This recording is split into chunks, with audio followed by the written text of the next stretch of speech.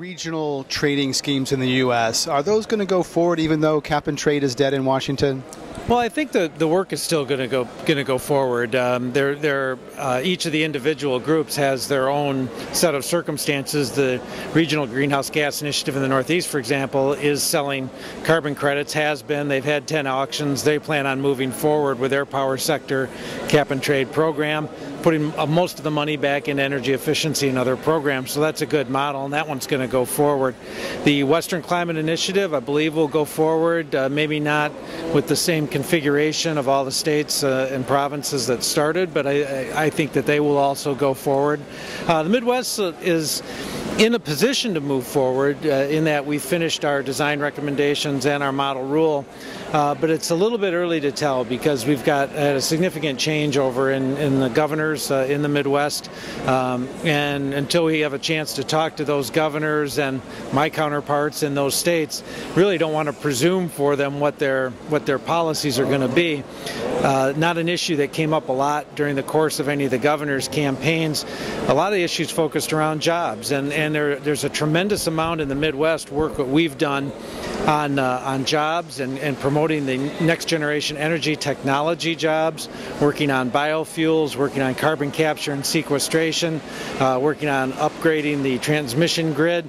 A lot of things that, leaving the kind of the climate and the GHG issue aside, will still have some good resonance within the states, many of whom have passed renewable portfolio standards and energy efficiency benchmarks that they need to work towards. So, you know, it may not look exactly the same as it was originally envisioned. I don't know that for sure yet. In the Midwest, we make things and grow things, and so trying to pick up on that heritage and try to see what's next in those two areas becomes very important. And so in my hometown in northern Illinois, for example, which used to be kind of the machine tool capital of the world and make nuts and bolts and screws and things like that, now we've got a company that forever made machine tool instruments that's now making components for wind turbines.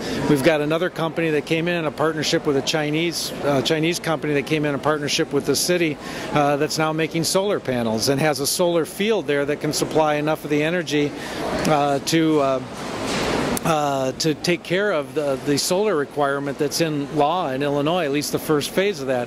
So you're starting to see a lot of those kinds of things, and I don't think it matters whether your governor is Republican or Democrat or your legislature is. They like to see that kind of activity in their state, and so I think there are a lot of opportunities, and maybe part of it is how you call it or how the program's named or what you do with it.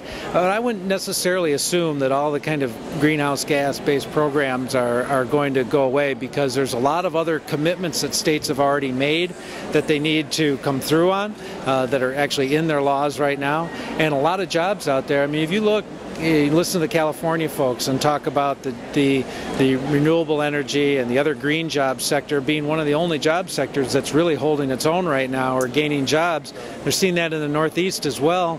When we modeled it in the Midwest, we modeled it in Illinois and tried to look and see what a cap and trade program just in Illinois would do, which obviously is really small, and you wouldn't devise that or try to set forward with that.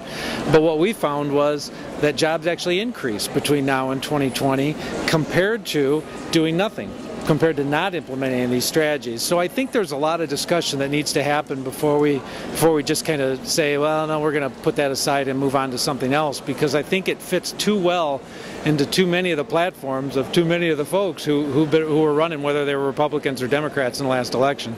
So it still has a pulse in the Midwest. Absolutely. Thank you very much. Thank you. I appreciate it.